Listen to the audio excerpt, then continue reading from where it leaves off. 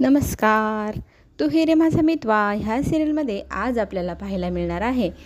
घरी जात असताना रस्त्यामध्ये अर्णवला ईश्वरी सारखी मुलगी दिसते. तो गाडीजवळ नेतो आणि जवळून तिला पाहतो तर तीच असते. दुपारपासून घरी जायला निघाली होती आणि इतका उशीर होऊ नये तू अजून रस्त्यावरच फिरत आहे. नक्की एवढा वेळ काय करत होती? कुठे होतीस तू? असा प्रश्न आता अर्णवने ईश्वरीला विचारलेला असतो. तेव्हा ईश्वरी सांगू लागते की मी मंदिरात गेलेली होती. मग तो म्हणतो इतके तास मंदिरात? काही लिमिट असते त्याला. तेव्हा ती म्हणते हो, मला गणूबाप्पाशी गप्पा मारायला वेळ लागतो म्हणून मी खूप वेळ गेली होती.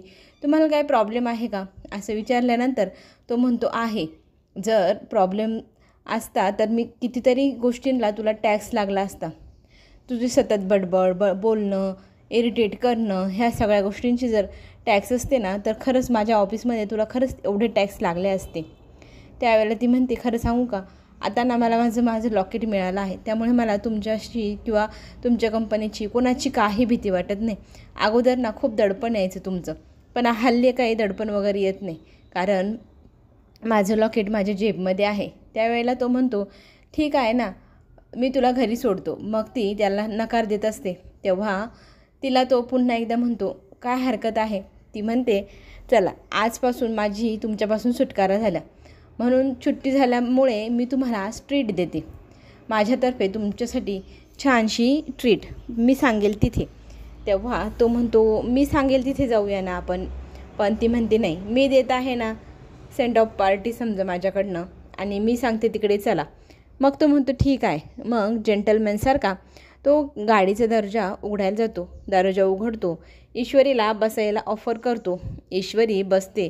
तिला विश्वासच बसत नाही, हा भडकूचंद इतका प्रेमाने वागू शकतो, तेही माझ्याशी. तिला विश्वास बसत नसतो अक्षरशः. मग त्यांची गाडी निघते ती जिथे ईश्वरी सांगते त्या ठिकाणी, आणि एकदम झगमग जागेवर घेऊन जाते ती. एवढा झगामगा सगळं काही पाहून त्याला आश्चर्य वाटत असतं. पण ती म्हणते ही आहे आपली पाणीपुरीची जागा, आणि इथली पाणीपुरी एक नंबर बढिया, एकदम मस्त, आणि ती खाल्ल्यानंतर तुम्हाला कुठलीही चव आवडणारच नाही. पण तो थोडे आढेवेढे घेत असतो. ईश्वरी त्याच्या हाताला धरते आणि त्याला मग ती पाणीपुरीच्या गाड्यापर्यंत घेऊन जाते, आणि तुम्ही खाल तेव्हाच तुम्हाला समजेल. बघा, मी ना तुम्हाला सांगते कशी खायची. त्यावेळेला तो म्हणतो मला माहिती आहे कसं खाते, मी मुंबईत राहतो, तू इंदोरची आहे.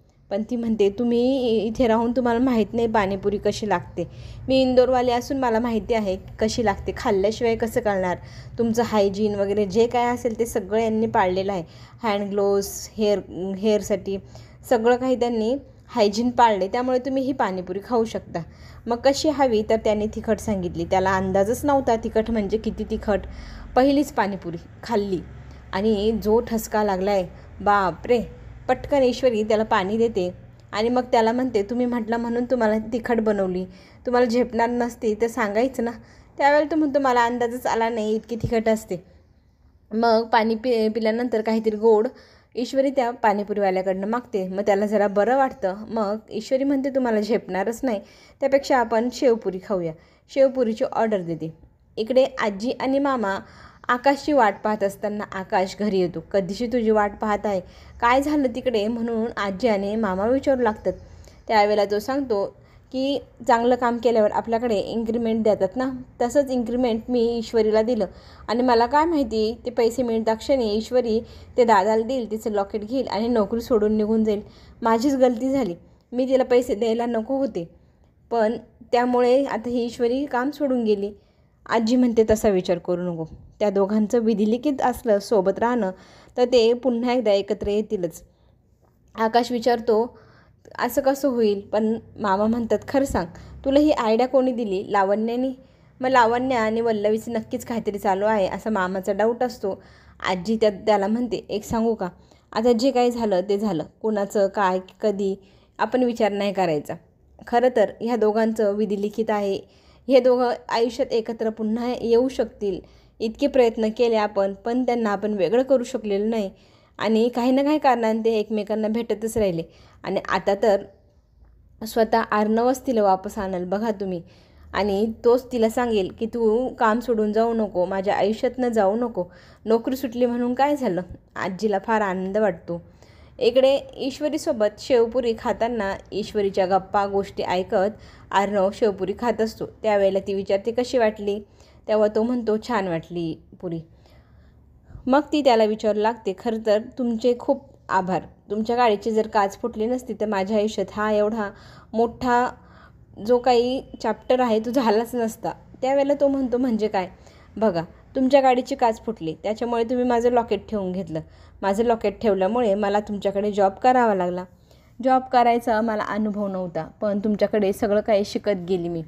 मला तुमच्या ऑफिसमधनं खूप सारे अनुभव मिळाले. माझी सगळ्यात पहिली नोकरी तुमच्याकडे मिळाली. ती करण्यासाठी किती झटपट करावी लागते, मेहनत करावी लागते, सगळं काही मी तुमच्या ऑफिसमध्ये आल्यावरती शिकले. त्यामुळे तुमचेच आभार. खरं तर तुमच्यामुळे मी हे एवढं मोठं तुमचं PA असण्याचं कार्य मी पार पाडू शकले. आणि आज मला खूप बरं वाटतं आहे की माझ्या आयुष्यात मी तुमच्याकडनं इतकं काय काय शिकले. सगळ्यात पहिला अनुभव, सगळ्यात पहिला इन्क्रिमेंट, सगळ्यात पहिलं प्रमोशन, सगळं काही तुमच्यामुळे मी अनुभवलं. आणि ते खरंच खूप छान अनुभव होते माझ्यासाठी, माझ्या आयुष्यासाठी. त्याच्यासाठी खूप धन्यवाद. माझा ह्या काळातला जो चॅप्टर होता तो संपला. आता नवीन अध्याय माझं आयुष्यात सुरू होणार.